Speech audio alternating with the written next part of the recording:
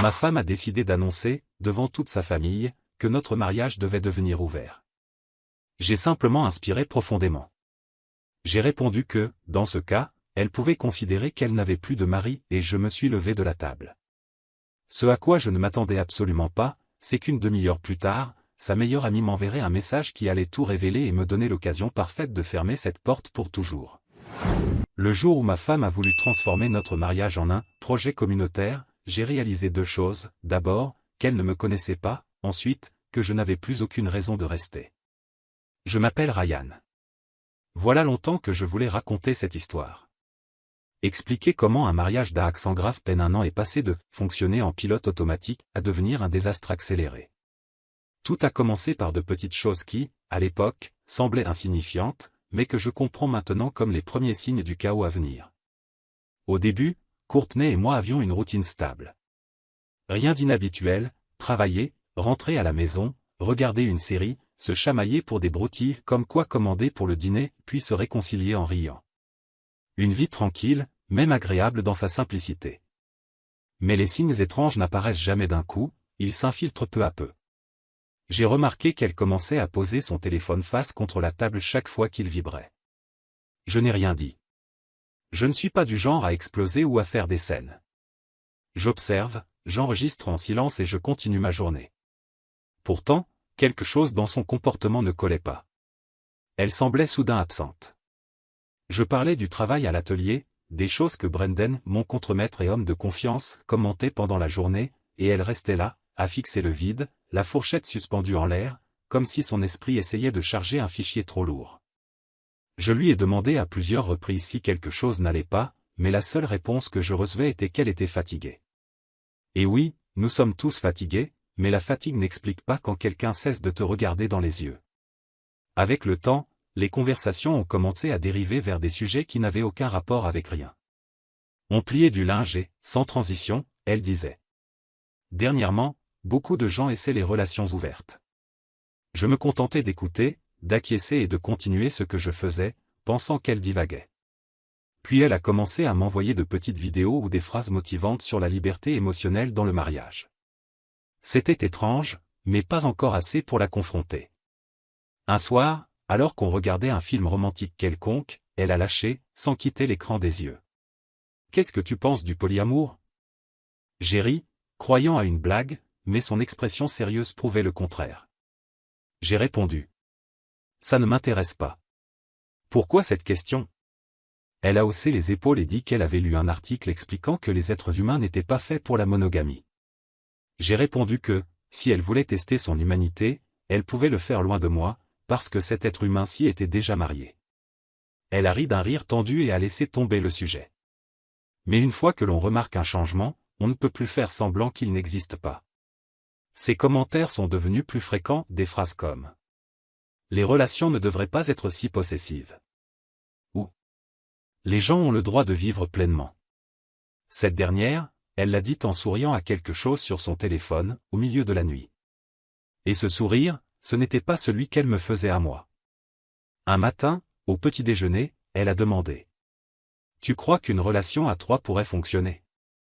Je l'ai regardée comme si elle venait de me proposer d'investir dans une pyramide financière. « Non, ai-je répondu. Et avant que tu demandes, ça ne m'intéresse pas. » Elle a souri comme si j'exagérais, mais je savais que rien de tout cela n'était aléatoire. Pour compenser l'étrangeté, elle s'est mise à me traiter avec une amabilité exagérée. Préparer des petits déjeuners élaborés, me laisser plus d'espace, garder la maison impeccable. Mais tout sonnait faux, comme si elle accumulait des points émotionnels pour quelque chose dont elle savait que je n'allais pas aimer entendre parler. Un après-midi, je suis rentré de l'atelier et j'ai trouvé Courtney en train d'écouter un podcast sur la rupture des normes sociales. Je suis resté derrière le canapé. L'animateur disait que la monogamie n'était qu'une construction sociale et que la jalousie était un réflexe émotionnel appris. Je me suis approché, j'ai pris la télécommande dans sa main et j'ai éteint la télévision. « Laisse-moi deviner, » ai-je dit. « Le type est divorcé. » Elle a soufflé bruyamment. « Tu es toujours sur la défensive, Ryan, » a-t-elle dit, en prononçant mon nom comme une accusation. Et je ne faisais que passer par là, ai-je répondu. On est quitte. Elle n'a pas apprécié, mais elle n'a pas discuté. Elle a juste croisé les bras et dit que j'étais quelqu'un de fermé. J'ai répondu que je n'avais pas besoin d'ouvrir ma porte à chaque nouvelle tendance absurde qui apparaissait sur Internet. Elle s'est levée, contrariée, et est allée dormir tôt. Et ce fut la première nuit où elle laissa son téléphone face contre l'oreiller, à portée de main. À ce stade, chacun de ses gestes ressemblait à un test. Chaque phrase, à une tentative de repousser les limites. Il y avait dans son discours cette irritation hautaine de « Je suis éclairé et toi, tu es resté en arrière ». Mais quand quelqu'un commence à remettre en question les règles d'une relation, ce n'est presque jamais réellement pour parler des règles mais pour inclure quelqu'un d'autre. Je n'avais encore aucune preuve, juste des intuitions, mais je savais qu'elle répétait un discours. Alors je n'ai pas discuté. Je suis allé travailler, j'ai fait tout comme d'habitude et j'ai continué à noter mentalement chaque détail. Elle devenait de plus en plus impatiente. Moi, de plus en plus calme. Et cela semblait la rendre folle. Elle a dit le mot « liberté » 9 fois en une semaine. J'ai compté. Et j'ai compris que ce qui arrivait n'allait pas être bon.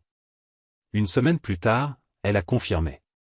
Courtney a commencé à m'envoyer des articles sur les bénéfices émotionnels de l'ouverture d'un couple. Puis des vidéos de couples affirmant avoir atteint une nouvelle dimension de l'amour en abandonnant la monogamie. L'une de ces vidéos disait « Si vous aimez quelqu'un, vous le laissez être libre ». Et tout ce que j'ai pensé, c'est « Si vous aimez quelqu'un, vous n'avez pas besoin de vous justifier avec un contrat parallèle ». Courtney n'a pas aimé mon commentaire, mais cela ne l'a pas arrêté. Chaque matin, elle arrivait avec un nouveau contenu, une citation inspirante, une vidéo motivationnelle, une étude douteuse. C'était comme vivre avec une conférencière qui avait perdu la raison au milieu de sa présentation. Ça a duré environ 2 semaines. Je savais qu'elle testait le terrain, essayant de voir jusqu'où elle pouvait aller avant que je perde mon calme. Ce que je ne savais pas, c'est qu'elle s'attendait justement à ce que j'explose et comme cela n'est pas arrivé, elle a décidé de passer à l'étape suivante. C'est ainsi qu'est arrivée la soirée où, après le dîner, elle a décidé de lâcher la bombe. J'étais affalé sur le canapé en train de regarder un match, encore épuisé de ma journée de travail, quand elle est arrivée avec cette expression qui annonce des ennuis. Courtney est restée plantée devant moi, agitée, comme si elle s'apprêtait à donner une conférence. « Ryan, il faut qu'on parle, dit-elle, en triturant son téléphone entre ses mains. Sans détourner les yeux de la télé, j'ai répondu. « Laisse-moi deviner, on va aller vivre dans une commune. » Elle a poussé un soupir agacé. « Ce n'est pas ça. Je pense que nous devrions essayer quelque chose de plus ouvert. » Défini, ouvert. Quelque chose de moins exclusif pendant un moment, expliqua-t-elle d'un ton presque joyeux, comme si elle proposait des vacances. On resterait un couple, émotionnellement unis. Mais avec plus de liberté pour explorer. J'ai levé un sourcil. Émotionnellement ensemble, physiquement pas trop, c'est ça? Courtney a souri comme si elle venait de résoudre un problème millénaire de l'humanité. Je me suis adossé au dossier du canapé. Oui, non, ai-je dit. Si c'est ça que tu veux, ce ne sera pas avec moi. Elle a cligné des yeux, réellement surprise. Parfois tu es tellement fermé. Fermé, non?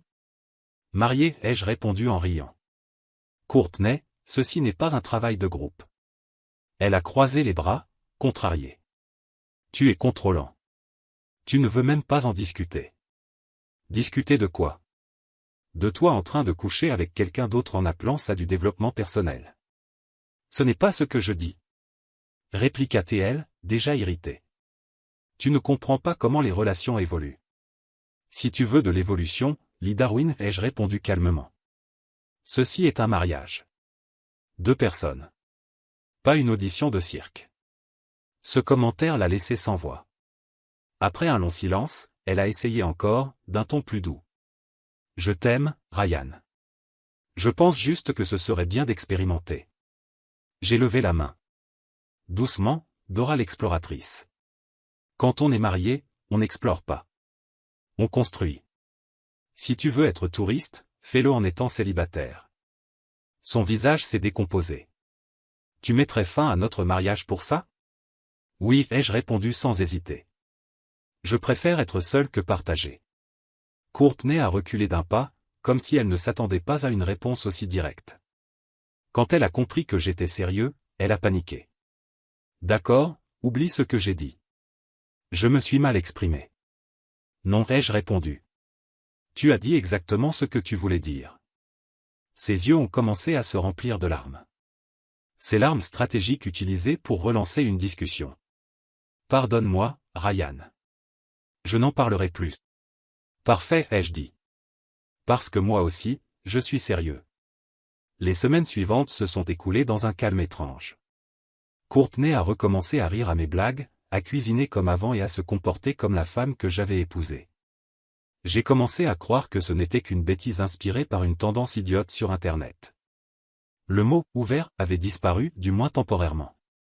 Jusqu'au dîner chez ses parents. La mère de Courtney, Dinalva, est du genre à dresser la table comme si elle attendait un photographe de magazine culinaire. Quant à son père, George, discret mais observateur, il avait le don de lire les gens mieux que n'importe quel journal. Nous nous sommes assis pour manger du poulet rôti avec des pommes de terre, échangeant des conversations légères. Tout indiquait que la soirée serait tranquille. Courtney était enthousiaste ou faisait semblant. Elle serrait ma main tout le temps, exagérant une intimité qu'elle n'avait pas montrée depuis des semaines.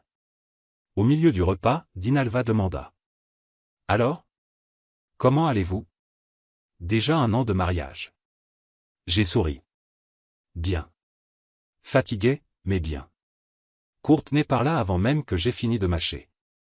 En réalité, nous envisagions d'ouvrir notre mariage. Juste pour vivre de nouvelles expériences. Le silence est tombé sur la table comme une brique. Les couverts se sont figés en plein air. George m'a regardé comme s'il s'attendait à ce que je dise que c'était une blague. Dinalva clignait des yeux rapidement, comme quelqu'un dont le cerveau essaie de redémarrer. J'ai essuyé ma bouche, posé ma serviette sur la table et dit. « Eh bien, c'est son annonce à elle, pas la mienne. » Courtney a froncé les sourcils. « Comment ça ? Comme ça, tu peux avoir ton mariage ouvert, Courtney. Et moi, je vais avoir ma vie de célibataire. » Je me suis levé, sans élever la voix. Dinalva, le dîner était excellent. George, comme toujours, un plaisir. Courtney a commencé à dire quelque chose à propos d'un malentendu, mais je sortais déjà par la porte. Quand je suis arrivé à mon pick-up, je suis resté quelques secondes les mains sur le volant. Je n'étais pas en colère. J'étais vidé. Elle voulait de la liberté ? Eh bien, elle y était. Je ne suis pas rentré directement à la maison. J'ai conduit sans but, n'écoutant que le moteur et laissant le silence remplir un espace plus lourd que n'importe quel bruit. Mon téléphone vibrait sans arrêt sur le siège passager. Son nom apparaissait encore et encore, jusqu'à ce que je retourne le téléphone face contre le siège. Elle pouvait appeler, envoyer un message ou un signal de fumée, j'étais déjà débranché émotionnellement. Moins d'1 an auparavant, cette même femme pleurait à l'hôtel en disant qu'elle avait trouvé son âme sœur. Maintenant, elle voulait transformer notre mariage en abonnement communautaire. Quand j'ai finalement décidé de rentrer, j'ai reçu un appel, pas d'elle, mais de George. J'ai hésité avant de répondre, mais j'ai toujours respecté cet homme. « Ryan, dit-il d'un ton sincère. J'ai appris ce qui s'est passé. Je suis honteux du comportement de Courtney. Je ne comprends pas ce qui lui arrive. » J'ai soupiré. « Merci, George, mais il n'y a plus rien à réparer. Elle dit des choses étranges ces derniers temps, admit-il. Des choses que ni Dinalva ni moi ne comprenions. On pensait que c'était une mode passagère. Une mode livrée avec un manuel d'instruction, ai-je répondu. Pour ce que ça vaut. Tu as bien fait de partir. Tu n'as pas crié, tu n'as pas fait de scandale. Tu es resté ferme. J'ai essayé d'être patient, ai-je dit. Mais il y a des idées qu'on ne peut pas raisonner quand quelqu'un en est déjà amoureux. George est resté silencieux un instant. Je vais parler avec elle, mais toi, fais ce que tu dois faire. Ne te sens pas coupable de prendre soin de toi. Je l'ai remercié et j'ai raccroché. C'était la première fois de la soirée que je me sentais réellement compris. Quand je suis arrivé à la maison, je savais déjà que Courtney serait là. La lumière du salon était allumée. Je n'ai pas rentré tout de suite. Je suis resté dans le pick-up, j'ai ouvert mes contacts, cherché le numéro de mon avocat et j'ai appelé. Ryan, répondit-il d'une voix ensommeillée. Je sais qu'il est tard, mais je dois lancer une procédure de divorce. Un court silence. Puis. Passe demain et on démarre les démarches. J'ai raccroché, coupé le moteur et je suis entré chez moi. Courtney était assise sur le canapé, les yeux rougis, jouant la fragilité. « Tu es parti comme ça, devant mes parents. » « Oui, ai-je répondu sans détour. Et j'ai l'intention de rendre ça définitif. » Elle a tenté de discuter, mais je suis passé à côté d'elle sans m'arrêter. J'ai pris une couverture dans l'armoire et je me suis installé sur le canapé. Sans dispute, sans cri, sans concession. La décision était déjà prise. Le lendemain matin, en entrant dans la chambre, j'ai remarqué que son côté du lit était complètement défait, comme si elle avait passé la nuit entière à se retourner sans cesse. Son parfum imprégnait encore les draps, suspendus dans l'air, un rappel persistant qu'elle avait été là physiquement, mais que mentalement, elle semblait être partie depuis longtemps. Il y avait une sensation presque glaciale dans la pièce, comme si l'absence émotionnelle s'était accumulée dans les murs. En descendant dans la cuisine, la première chose qui m'a frappé fut l'odeur de pain brûlé. Le grille-pain était encore plein de miettes noircies. On aurait dit qu'elle avait essayé de préparer le petit déjeuner. Raté. Et qu'elle était partie en laissant tout en plan. Courtney se déplaçait comme quelqu'un qui essaie de simuler la normalité, mais chaque geste avait la maladresse de quelqu'un qui ne sait plus justifier ses propres actes. C'était comme la voir jouer un rôle dont elle ne se souvenait plus des répliques. Je me suis servi une tasse de café et j'ai vérifié mon téléphone sans attendre rien d'important. Pourtant, il y avait 15 appels manqués. 10 messages, tous des variantes du même mantra désespéré. On peut parler. Je ne voulais pas dire ça. Tu exagères? Ce n'est pas ce que tu crois. Chaque notification était un mélange d'urgence, de culpabilité et de tentative de manipulation émotionnelle. Je n'ai pas pris la peine de les ouvrir une par une. J'ai tout sélectionné et tout supprimé. J'ai ressenti un étrange soulagement en voyant l'écran vide. Avant midi, j'étais déjà dans le bureau de mon avocat à signer la première série de documents. Il m'a demandé si je voulais indiquer un motif officiel. J'ai simplement répondu. Désillusion. Il a laissé échapper un petit rire, pensant que c'était une blague ou un code, mais mon expression sérieuse l'a ramené à la réalité. Plus tard, en mangeant de la nourriture rapide dans ma voiture, garée sur le parking d'un supermarché, j'ai eu un moment de lucidité amère. Comment quelqu'un pouvait partager ta vie, ta routine, ton lit, et pourtant te sembler un parfait étranger? J'ai regardé le pare-brise embué par la vapeur du repas et j'ai repensé à tous les signes que j'avais ignorés par pure commodité. Alors que je m'enfonçais dans ces pensées, un nouveau message est arrivé de Megan, la meilleure amie de Courtney. « Hey, j'ai appris ce qui s'est passé au dîner. Ça va? » J'ai répondu. « Ça va. Tu as su vite. » Il n'a pas fallu 10 secondes pour qu'elle réponde. « Dinalva m'a dit que Courtney agit bizarrement depuis des mois. Je voulais juste savoir comment tu vas. » Je suis resté un moment à regarder l'écran, hésitant. J'aurais pu ignorer. Mais Megan n'a jamais été du genre à chercher le drama. C'était probablement la seule personne dans l'entourage de Courtney qui avait un minimum de sens. J'ai finalement écrit. Merci. Sincèrement, merci. Elle a répondu rapidement. Si tu veux, on peut dîner. Rien d'intense, juste manger. Tu as besoin de parler à quelqu'un qui ne vit pas de phrases motivantes creuses. Cette phrase m'a arraché un rire honnête. Parfait. Choisis l'endroit. Nous nous sommes retrouvés dans un petit restaurant au bord du lac. Megan était déjà là, assise près de la fenêtre, un verre d'eau à la main. Son visage n'exprimait ni pitié artificielle, ni gêne. Elle m'a juste salué d'un signe de tête, comme si elle savait exactement quel genre de conversation j'avais besoin d'avoir. Semaine compliquée, dit-elle quand je me suis assis. Oui, ai-je répondu. Je crois que mon mariage est venu avec une garantie limitée. Elle a laissé échapper un petit rire. Courtney a posté des phrases vraiment étranges sur la liberté, l'énergie, les connexions émotionnelles. Je pensais qu'elle essayait juste d'avoir l'air plus profonde qu'elle ne l'est vraiment. Profonde est le dernier mot que j'utiliserai pour décrire Courtney, ai-je répondu. Elle est aussi profonde qu'une flaque après une pluie d'été. Megan a souri avec ironie. Je lui avais dit de ne rien mentionner au dîner. Elle insistait sur le fait que, si elle trouvait la manière parfaite de te l'expliquer, tu comprendrais. Alors elle va devoir réécrire tout le dictionnaire, ai-je répondu. La conversation avec Megan a coulé naturellement pendant presque 1 heure. Il n'y avait ni tension ni intention romantique, juste de l'honnêteté. Megan n'a pas essayé de justifier Courtney, mais elle ne l'a pas attaqué non plus. Elle a appelé chaque chose par son nom, décision impulsive, irresponsable et complètement déconnectée de la réalité. Elle cherche quelque chose qu'elle-même ne comprend pas, dit Megan.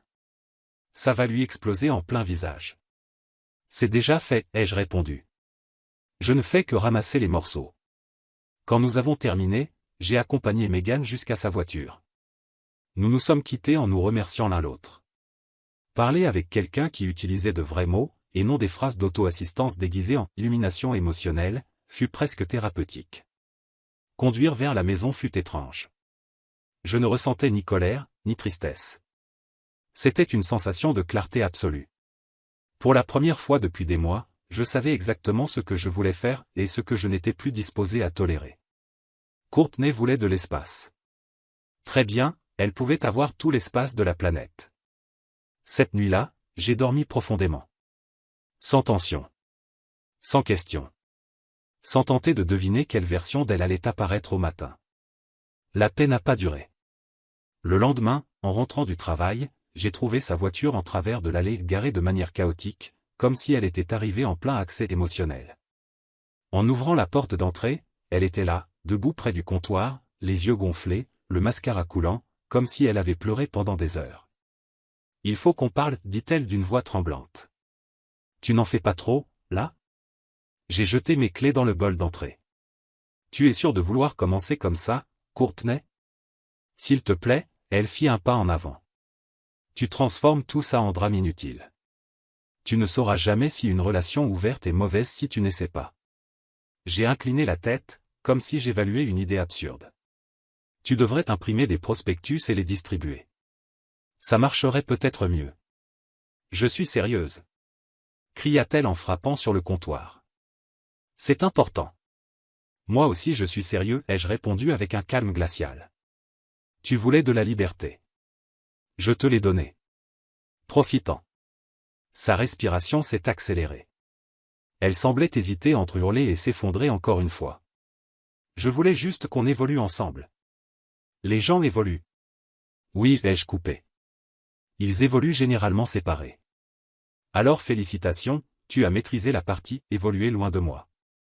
Elle est restée figée quelques secondes, comme si mes mots avaient frappé directement. Puis sa voix est sortie plus faible. Je ne veux pas te perdre. Je voulais juste explorer. J'étais curieuse. La curiosité, c'est pour faire des recherches sur Internet, ai-je répondu. Pas pour jouer avec ton mariage. Elle a regardé autour d'elle, désespérée, comme si les murs allaient lui offrir une réponse. Et alors, elle a lâché. Je suis enceinte. Le silence est tombé, lourd, presque oppressant. Je l'ai regardé 3 secondes.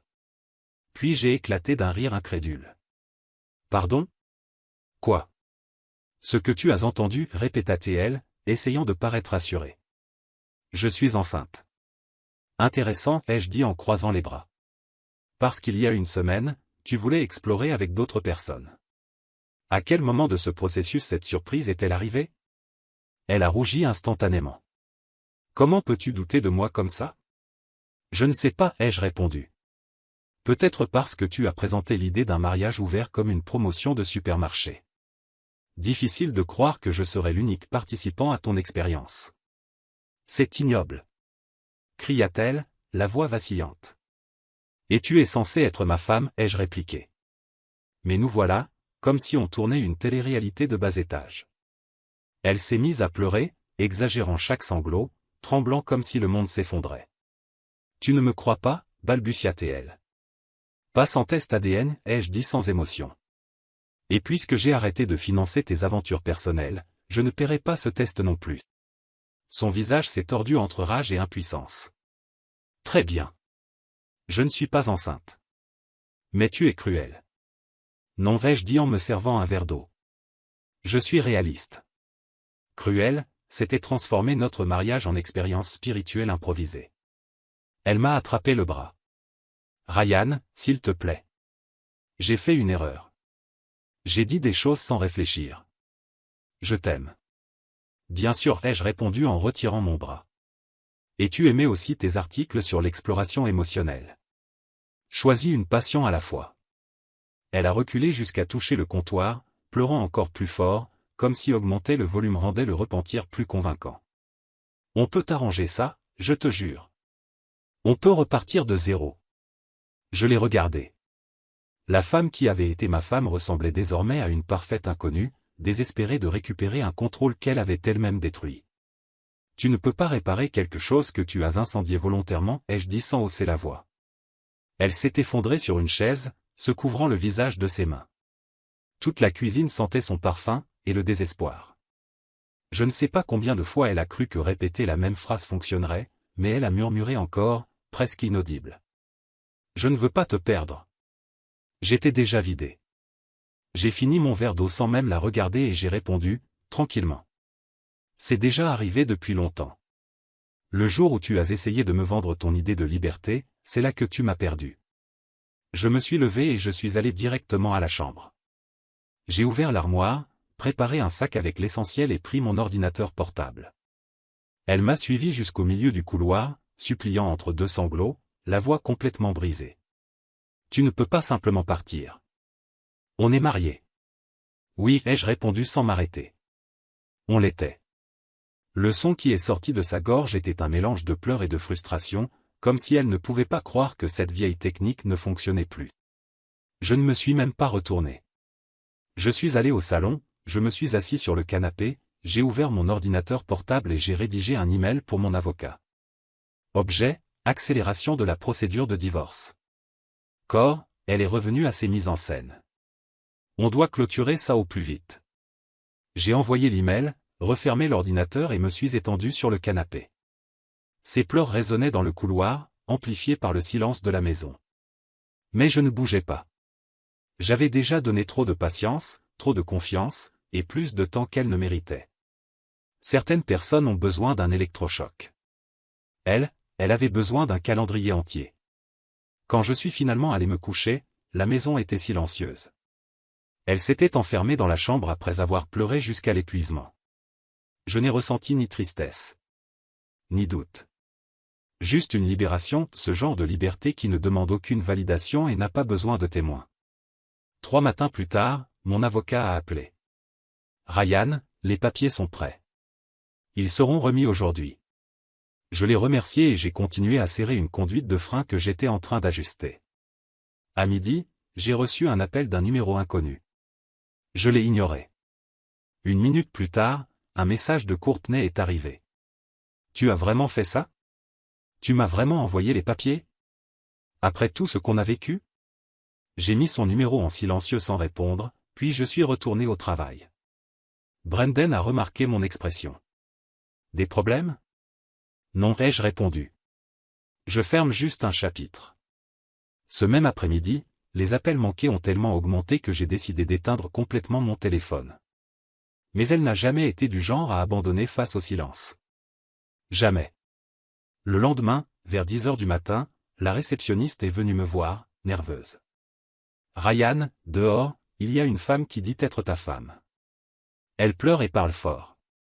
Je me suis essuyé les mains avec un chiffon. Dis-lui que je suis occupé. Et qu'elle n'est plus ma femme. Et appelle la sécurité du complexe. Pendant que la réceptionniste parlait aux agents de sécurité, j'entendais la voix étouffée de Courtney à travers les portes vitrées, répétant que je commettais une erreur, qu'elle avait juste besoin de quelques minutes. Les agents ont fini par l'escorter dehors. Je n'ai pas levé les yeux du moteur sur lequel je travaillais. Brendan a regardé par la fenêtre et a murmuré avec un demi-sourire. « Tu veux que j'aille chercher du pop-corn? Ça ne vaut même pas le prix du sel, ai-je répondu. Mais elle est revenue le lendemain. Cette fois, encore plus théâtrale, elle s'était placée devant le portail, brandissant une énorme pancarte peinte en rouge. Ne détruis pas ce qu'on avait. Certains aiment ralentir quand ils voient un accident. Moi, au contraire, je suis sorti juste assez pour qu'elle me voie. Courtney, ai-je dit assez fort. Et cette écriture affreuse, là? Son visage a immédiatement changé. Tu trouves ça drôle? Un peu. Tu as choisi le rouge pour symboliser le regret. Bon choix. Elle a commencé à hurler sur l'amour, la loyauté. Puis elle s'est effondrée en pleurs en plein milieu du trottoir. Moins de 10 minutes plus tard, 2 voitures de police sont arrivées. Les agents lui ont dit qu'elle devait quitter les lieux ou risquer une amende pour intrusion sur propriété privée. Elle a essayé de se justifier en disant qu'elle se battait pour son mariage. L'un des policiers m'a demandé si je voulais déposer plainte. Je ne veux pas qu'elle aille en prison, ai-je répondu. Je veux juste qu'elle parte. Quand ils l'ont fait monter dans la voiture, elle a baissé la vitre et a crié. Tu es cruel. Tu as abandonné trop vite. Je me suis appuyé contre le portail et j'ai répondu. Les actions ont des conséquences, Courtney. Tu as choisi les tiennes. Elle est partie en trombe. Quand je suis rentré chez moi ce soir-là, le silence semblait mérité. Je savais qu'elle devait probablement être chez ses parents. À 8 heures, mon téléphone a vibré. Megan. On peut parler? C'est important. J'ai répondu. Si c'est à propos de Courtney, j'en ai assez entendu. Elle a répondu aussitôt. Tu n'as pas entendu ça. S'il te plaît, dîne avec moi. J'invite. J'ai hésité, mais Megan n'a jamais été du genre dramatique. Si elle disait que c'était important, c'est que ça l'était probablement. On a choisi un restaurant italien près de la Nationale, terrain neutre. Quand je suis arrivé, elle était déjà assise dans un coin, les bras croisés, l'air sérieux. Très bien, ai-je dit en m'asseyant. Qu'est-ce qui se passe? Elle a poussé un long soupir. J'ai longuement réfléchi avant de te le dire, mais tu as le droit de savoir. Courtney voit quelqu'un. Un collègue de travail. Il s'appelle Connor. Je me suis adossé à la chaise, sans surprise, c'était la confirmation de ce que je soupçonnais. Elle a essayé de cacher, continua Megan. Mais j'ai vu des messages, des photos. Ils se voient depuis des semaines. Ça a commencé juste avant qu'elle te parle de mariage ouvert. Elle a pris son téléphone, a ouvert un dossier et me l'a tendu. J'ai parcouru les images et les textes. Photos de nuit. La même tenue de sport. Des dates identiques aux soirées où elle travaillait tard. Les preuves étaient si claires que ça en devenait presque ennuyeux. J'ai levé les yeux. Eh bien, tout devient logique. Son discours sur la liberté émotionnelle, sa précipitation, ses contradictions. Megan a baissé la voix. Je suis désolé. Je ne voulais pas m'en mêler, mais elle a menti à tout le monde. Elle a même essayé de me convaincre que tu étais le problème. J'ai laissé échapper un rire bref. Elle a un bel avenir dans la comédie. Elle s'est penchée en avant. Tu vas bien? Je suis tranquille, ai-je répondu. Ça ne fait que confirmer ce que je savais déjà. Je ne suis pas en colère. Je suis soulagé de ne pas avoir perdu une année de plus dans quelque chose qui était déjà mort. Elle a acquiescé lentement. Tu gères ça mieux que n'importe qui que je connais. Je ne gère pas les feux de poubelle, ai-je répondu. Je marche simplement autour. Ça la fait rire, mais je voyais qu'elle portait encore une forme de culpabilité. Moi, j'étais déjà dans une autre phase. Il n'y avait plus de douleur, seulement de la clarté. En nous quittant, je lui ai dit. Tu n'avais pas besoin de me dire tout ça, mais j'apprécie. Toujours, répondit-elle. Tu es quelqu'un de bien, Ryan. J'ai dormi paisiblement pour la première fois depuis longtemps en sortant de ce restaurant. C'était une paix étrange, presque inconfortable au début, comme si mon esprit avait du mal à accepter que je n'avais plus besoin de réparer quelqu'un qui choisissait de se briser encore et encore. Aucune dispute intérieure. Aucune pensée en boucle. Aucun effort pour justifier l'injustifiable. Rien. Juste du silence. Un silence total. Un repos authentique. Mais avec Courtney, la tranquillité est toujours temporaire. Elle est comme une tempête qui attend simplement le bon moment pour retomber. Après le spectacle qu'elle avait fait à mon travail, une explosion impulsive, scandaleuse et totalement inutile, j'ai su que j'avais besoin de distance. Pas seulement émotionnelle. Physique. Je me suis installé dans un petit hôtel de l'autre côté de la ville. Rien de luxueux, juste une chambre propre, avec des murs neutres et un lit sans souvenir. Un endroit où je pouvais respirer sans parfum dans l'air, sans discussion, sans son ombre dans chaque pièce. Je ne retournais à la maison que pour récupérer des factures, des documents, et continuer à emballer mes affaires. Je n'habitais plus là et le soulagement fut immédiat. Cette routine a duré exactement 3 jours. Le 4e jour, Courtney est réapparue. D'abord, en se garant près de mon travail et en feignant la surprise quand elle me voyait. Quelle coïncidence! Répétait-elle avec ce ton forcé que seuls les désespérés savent utiliser. Ensuite, elle inventa une autre excuse. Elle disait devoir récupérer du courrier parce qu'elle avait oublié de changer son nom sur certaines factures. Elle est même venue jusque devant la porte comme si tout était normal, tentant d'engager de petites conversations absurdes. Je lui ai passé les enveloppes par l'entrebâillement, sans ouvrir davantage, puis j'ai refermé avant qu'elle ne commence un autre monologue dramatique. Quand elle a compris que la manipulation ne fonctionnerait pas, elle a intensifié sa stratégie. Plus tard, j'ai découvert qu'elle avait accédé à un compte partagé que nous n'avions jamais mis à jour après la séparation. À cause de cette négligence mutuelle, elle pouvait voir ma localisation en temps réel. C'est comme ça qu'elle a découvert l'hôtel où je séjournais et qu'elle a commencé à apparaître là-bas, assise dans le hall avec sa meilleure tête de victime repentante. Ryan, commençait-elle à chaque fois. Je suis ici pour m'excuser. Je sais que j'ai tout gâché. Oui, répondais-je sans adoucir. Tu as gâché. Mais au moins tu t'en rends compte. Même si c'est trop tard. Elle essayait de rire, comme si je plaisantais, comme si nous pouvions retourner à la dynamique où je amortissais tous ces dégâts pour qu'elle ne se sente pas mal. On peut parler? Insistait-elle. Ton temps pour parler est terminé, disais-je. Maintenant, il ne reste plus qu'à signer les papiers. Lors de la visite suivante, elle changea de tactique, comme si elle avait étudié un nouveau chapitre. Connor m'a beaucoup soutenu ces derniers temps, a-t-elle déclaré, appuyée contre mon pick-up, dans une posture presque théâtrale. Il dit que les relations ouvertes fonctionnent pour beaucoup de gens. J'ai éclaté de rire immédiatement. Impossible de me retenir. Attends, ton argument sérieux, c'est Connor. Ai-je dit. C'est ton exemple de stabilité? Elle a froncé les sourcils, vexée. Tu es immature. Non. Je suis honnête. Tu as transformé ton mariage en expérience, et ton collègue en rat de laboratoire. Comment avance le projet? Son visage s'est crispé. On voyait clairement les fissures apparaître. Ce n'était pas une trahison, murmura-t-elle, frustrée. C'était une connexion émotionnelle. De la connexion émotionnelle, il y en a eu beaucoup, ai-je répondu. J'en suis sûr, plusieurs fois par semaine. Tu fais passer ça pour quelque chose de sale. Protesta-t-elle. Parce que c'est sale, Courtney, ai-je répondu calmement. Tu as essayé d'appeler ça un voyage spirituel, mais ça ne change pas ce que c'est. Elle a pincé les lèvres, retenant des larmes. Tu peux te moquer tant que tu veux. Je sais quand même que tu tiens à moi. Je tiens à ne plus remonter dans ta montagne russe émotionnelle, ai-je répondu. C'est tout? Sa respiration est devenue tremblante, comme si chacune de mes phrases la frappait. Tu ne peux pas être aussi froid avec moi. Je ne suis pas froid, ai-je dit.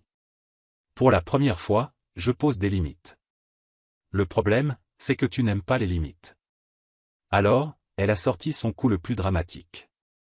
Elle a reculé d'un pas, a inspiré profondément et a déclaré. D'accord. Je vais quitter Connor. Je veux récupérer notre mariage. Je n'ai même pas eu le temps de répondre, car derrière elle, on a entendu. Tu viens de dire quoi, là? C'était Connor, debout près de l'entrée de l'hôtel, ses sacs de sport à la main comme s'il revenait de la salle. Sur son visage, un mélange de surprise, d'irritation et de honte. Courtney en a presque avalé sa langue. Connor, je faisais juste. Tu m'as dit, la coupé Connor, incrédule, que nous, c'était ta façon d'avancer. Que c'était fini entre vous deux. Elle est entrée dans une panique totale. Tu as ruiné mon mariage. Hurla-t-elle. Connor ouvrit les yeux, choqué. Moi? C'est toi qui m'as embarqué dans ce cirque. Tu m'as dit que dire la vérité guérissait tout. Vociféra-t-elle. Connor secoua la tête, abasourdi. Ce dont tu as besoin, c'est d'une thérapie, dit-il. Je ne vais pas continuer là-dedans. Puis il se tourna vers moi. Franchement, je ne sais pas quel drama c'est, mais je me casse. Fais donc, ai-je répondu. Et emmène ta dignité avec toi. Courtney a essayé d'hypothéquer la sienne plusieurs fois. Connor s'éloigna d'un pas rapide, comme quelqu'un qui fuit un incendie. Courtney le vit partir et se remit à pleurer. Tu vois? Cria-t-elle. Il est parti. Ça veut dire que je t'ai choisi, toi. Je l'ai regardé, perplexe devant cette logique tordue. Et ça devrait m'impressionner comment, exactement? Laisser ton option secondaire tomber devant moi, c'est une preuve d'amour? Elle s'est avancée vers moi, désespérée. Je vais tout arrêter avec lui. Pour toi. Ça ne signifie rien. Si, ça signifie. Hurla-t-elle. Ça signifie que je suis cohérente, toujours prête à détruire ce qui existe juste pour sentir que je contrôle quelque chose. Comment peux-tu dire que je détruis tout? Je fais juste. La loyauté ne se prouve pas en sautant d'un camp à l'autre quand la partie est déjà terminée. La tristesse s'est changée en colère en une seconde. Tu es cruel, Ryan. Non, vais-je dit en me dirigeant vers la sortie. Je suis serein. Le problème, c'est que tu n'aimes pas voir à quoi ressemble quelqu'un quand il arrête de tolérer tes caprices. Elle a couru derrière moi. Ryan, pars pas encore. S'il te plaît. J'ai ouvert la porte, quitté l'hôtel, et je l'ai laissé hurler dans le hall. J'entendais encore sa voix derrière moi, elle criait mon nom, m'insultait, promettait que je le regretterais un jour. J'ai fermé la porte derrière moi. Le silence est tombé comme une couverture. Dehors, l'air avait un autre goût, plus frais, plus propre, comme si je pouvais enfin respirer sans culpabilité, sans surveillance, sans manipulation pour des fautes que je n'avais jamais commises. Courtney avait obtenu exactement ce qu'elle réclamait tant, la liberté. Et, dès qu'elle l'a eue, elle a découvert qu'elle y était allergique. En moins d'une semaine, Connor avait lui aussi disparu de sa vie. D'après ce qu'on m'a dit, il l'avait bloqué partout et déclara qu'il ne supportait plus ce niveau de drama. Ironique, le même qui la décrivait comme une bouffée d'air frais, ne supportait même pas l'idée d'être dans la même pièce qu'elle. Comme prévu, Courtney se mit à appeler des amis communs pour réécrire l'histoire. À l'un, elle disait que je l'avais abandonnée. À l'autre, qu'elle traversait une crise personnelle et que j'avais refusé de l'aider. N'importe quoi, sauf admettre la vérité. Elle avait coulé son propre bateau avec enthousiasme. Mais, peu importe combien on tente de manipuler un récit, la réalité finit toujours par remonter à la surface. Et cette fois ne ferait pas exception. Quand tout a commencé à s'effondrer, j'ai appris par d'autres que Courtney racontait différentes versions, adaptant selon l'auditoire. À une personne, elle disait que je la manipulais. À une autre, que je la pressais dans toutes les décisions importantes. Mais son histoire changeait chaque fois qu'elle ouvrait la bouche et cette incohérence a fini par la rattraper. Même ses parents, surtout George, ont cessé d'y croire. Un après-midi, George m'a appelé, sans prévenir. Sa voix était lasse, presque résignée. Juste pour que tu saches, dit-il, Courtney est venue ici en pleurant. Je lui ai dit clairement qu'elle ne pouvait pas revenir tant qu'elle n'aurait pas remis sa vie en ordre. Je ne dirai pas que j'en ai tiré de la joie. Mais je ne nierai pas que ça m'a apporté une forme de conclusion. Avant de raccrocher, George ajouta. Tu es un homme intelligent. Tu es parti avant qu'elle ne mette tout en feu. J'ai inspiré profondément. Je n'ai rien fait d'extraordinaire, ai-je répondu. J'ai juste arrêté de prétendre que je ne voyais pas l'allumette dans sa main. Le divorce a été prononcé en moins de 5 minutes. Le juge a appelé ça une séparation simple, mariage court, finances séparées, aucun litige, aucune obligation. Une rupture propre, sans pension, sans complications, sans attache inutile. Sur le papier, c'était facile. Dans la réalité, ça avait été une tempête.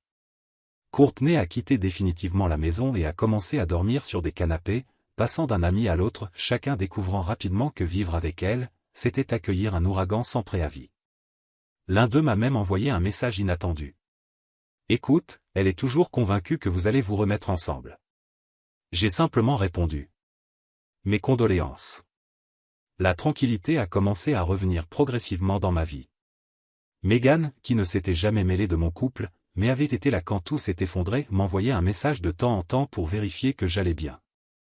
Sa présence était agréable parce qu'elle ne me parlait ni avec pitié, ni avec cette voix de gourou émotionnel. Elle me traitait comme quelqu'un qui avait pris la bonne décision, et c'était largement suffisant. Un mois plus tard, j'ai reçu un autre message d'elle. Café. C'est moi qui paie. Promis, 0 sermon. J'ai accepté. J'avais besoin d'un peu de normalité. Nous nous sommes retrouvés dans un petit café du centre, un de ces endroits avec des chaises inconfortables mais assez de lumière naturelle pour que le reste du monde disparaisse. Megan était déjà là, buvant quelque chose de glacé et faisant une grimace en regardant son téléphone. Des problèmes au boulot? Ai-je demandé en m'asseyant. Des problèmes dans la vie en général, répondit-elle en riant légèrement. Mais toi, tu as une bien meilleure mine. Je me sens mieux, ai-je admis. Dormir sans chaos, c'est un luxe que j'ai sous-estimé toute ma vie. Elle a laissé échapper un rire doux. Je vais ajouter ça à ma routine bien-être. Nous avons parlé presque 1 heure de choses simples, travail, anecdotes étranges, clients en compétition pour la palme de la bêtise du mois. Tout était simple, naturel, jusqu'à ce que l'univers décide de me rappeler que mon passé traînait encore quelque part. J'ai vu un reflet dans la vitre. D'abord, une démarche familière arrogante, presque provocante. Courtney. La même coiffure, la même façon de marcher, la même expression de quelqu'un prêt à exiger quelque chose. Megan remarqua immédiatement le changement sur mon visage. « Qu'est-ce qu'il y a » murmura-t-elle. « Mon ex arrive, ai-je répondu à voix basse. Je n'eus pas le temps d'ajouter quoi que ce soit. Courtney traversa la rue droit vers notre table, comme si elle avait été équipée d'un radar pour me localiser. Elle s'arrêta devant nous avec un sourire tordu. « Eh bien, dit-elle assez fort. T'as pas perdu de temps, hein ?» Megan cligna des yeux, confuse. « Pardon, quoi ?» Courtney l'ignora complètement. Elle me fixait avec un mélange de rage et de satisfaction. « Donc c'est ça que tu fais maintenant? Tu joues la victime? Tu parles de paix et de clarté mais tu te tapes ma meilleure amie dans mon dos ?» Je me suis appuyé contre le dossier, calmement. « Courtney, tu devrais vérifier ce que tu dis avant de l'étaler partout. On prend juste un café, on n'est pas en train de conspirer contre toi. Ne commence pas avec ta manipulation. » hurla-t-elle, attirant immédiatement les regards autour. C'était oui le premier qui a trahi. Tu m'as laissé paraître folle. J'ai levé un sourcil. Courtney, cette partie-là, tu l'as gagnée seule. Elle pointa Megan du doigt, furieuse. Et toi, t'es une traîtresse. Tu as détruit mon mariage. Les yeux de Megan s'écarquillèrent. Courtney, ton mariage s'est détruit tout seul. Ce fut l'étincelle. Courtney se jeta sur elle en essayant d'attraper son bras. Instinctivement, je me suis interposé et ai bloqué son mouvement. Des chaises tombèrent, et 2 personnes de la table voisine vinrent nous aider à la retenir. « Lâchez-moi » hurlait-elle. « Il est à moi. Vous avez tout gâché. » La scène était tellement grotesque que le propriétaire du café sortit en courant, téléphone à la main. « J'appelle la police » annonça-t-il. Courtney s'immobilisa une seconde, réalisant que tout le monde autour filmait. Son expression passa de la haine à une panique sèche. Quand les policiers arrivèrent, elle tenta d'activer son « mode victime », mais les témoins parlèrent avant elle. Elle finit menottée, en pleurs, son maquillage dégoulinant comme si son visage fondait en une version bas de gamme d'elle-même. Un des policiers s'approcha. « Souhaitez-vous porter plainte ?» J'ai secoué la tête. « Contentez-vous de documenter ce qui s'est passé. J'en ai fini avec tout ça. » Ils ont pris ma déposition, posé quelques questions, puis emmené Courtney, qui criait encore des trucs sur l'amour véritable et le pardon divin. Quand tout s'est calmé, j'ai regardé Megan. Elle tenait son verre à 2 mains, comme si elle avait besoin d'un objet solide pour revenir au présent. « Ça va ?» ai-je demandé. Elle hocha lentement la tête. Je savais que non. C'était trop pour n'importe qui. Je sais, ai-je soufflé. Je crois qu'elle a enfin obtenu la liberté qu'elle voulait tant. Ça vient juste avec un numéro de dossier policier. Megan laissa échapper un petit rire tremblant mais sincère. Nous sommes sortis peu après. Sur le trottoir, elle me regarda avec curiosité. Tu as géré tout ça avec un calme presque exagéré. J'ai déjà vu ce film, ai-je répondu. La différence, c'est que cette fois, je n'ai pas acheté de billets. Quelques jours plus tard, la police m'appela pour confirmer le rapport et clarifier quelques points. Ils me dirent que les accusations contre Courtney suivaient leur cours. Rien de dramatique, rien qui change ma vie, mais assez pour fermer définitivement la question de ce qui s'était passé au café. J'ai raccroché et regardé mon téléphone quelques secondes, ressentant un mélange de soulagement et de fatigue. C'était comme si, pour la première fois depuis longtemps, mon passé avait arrêté de me courir après. Après ça, la présence de Courtney disparut comme un écho qui s'estompe un peu plus chaque jour. Pas de message. Pas d'appel. Pas de tentative dramatique. Pas même une allusion sur les réseaux sociaux. Rien. Juste le vide. Certains diraient qu'elle s'est calmée. Mais je savais très bien que ce n'était pas ça. C'est qu'elle n'avait plus personne pour alimenter son chaos. Pendant ce temps, j'ai commencé à reconstruire ma vie. J'ai vendu la maison où j'avais imaginé une stabilité, et j'ai trouvé un endroit qui me convenait, une petite maison de plein pied, avec un grand garage où je pouvais enfin organiser mes outils sans trébucher sur des souvenirs qui ne m'appartenaient plus. Chaque recoin avait l'odeur d'un début, pas celle d'un reste. Déménager a été plus libérateur que je ne l'aurais cru. Il n'y avait pas de drame, seulement des cartons, du silence, et la sensation que chaque objet rangé à sa place mettait un peu plus de distance entre celui que j'avais été et celui que je commençais à devenir. J'ai réalisé que j'étais en train de construire une vie où la stabilité n'était ni une illusion, ni une promesse conditionnelle, mais un choix conscient. Avec le temps, Courtney est devenue une histoire lointaine, de celle que les gens racontent avec un ton de rumeur qui ne semble jamais tout à fait réel. La fille qui a fait une scène dans un café. Celle qui a détruit une relation courte mais intense. Celle qui s'est laissée emporter par des impulsions que personne ne comprenait. Je ne corrigeais personne. Je n'avais plus besoin de justifier, d'expliquer ou de réécrire ce qu'elle avait été avec moi. Ce n'était plus ma responsabilité de porter son récit. Ce qui comptait, c'était ce qui était venu après. Les après-midi tranquilles dans ma nouvelle maison. Le silence qui n'exigeait aucune explication. La possibilité de me reconstruire sans l'ombre d'une dispute ou d'une crise émotionnelle imprévisible. Même Megan, qui avait été témoin de la tempête, m'a dit un après-midi, alors qu'on prenait un café dans ma cuisine. Là oui, tu as l'air en paix. Pour de vrai. Et elle n'exagérait pas. J'avais atteint quelque chose que j'avais longtemps confondu avec la routine, la résignation ou la simple habitude, la stabilité émotionnelle. Pas spectaculaire. Pas dramatique. Juste à moi. Avec le temps, j'ai compris quelque chose qui auparavant ressemblait à un cliché. On n'a pas besoin que quelqu'un demande pardon pour guérir. Parfois, la vraie fermeture arrive quand on décide d'arrêter de tenir quelque chose qui est brisé, même si l'autre personne ne reconnaît jamais les dégâts. Dans mon cas, la paix n'est pas arrivée avec un grand geste, ni avec des excuses, ni avec une fin de film. Elle est arrivée le jour où j'ai ouvert la porte de ma nouvelle maison, regardé autour et su, avec une clarté absolue, que cet espace tranquille, silencieux, entièrement à moi n'avait aucune place pour le chaos que j'avais autrefois laissé entrer. Et ça, c'était la vraie victoire. Pas reconstruire ce qui s'était brisé. Mais construire quelque chose de nouveau. Sans craindre que ça reprenne feu un jour. Commentaire Monsieur Reddit. À la fin, Courtney a découvert deux grandes vérités de la vie. La liberté sans responsabilité s'appelle le chaos. Et le chaos sans public devient juste un silence embarrassant. Bravo à Ryan d'avoir compris que la vie s'éclaircit énormément quand on laisse les déchets émotionnels être ramassés discrètement pendant la nuit.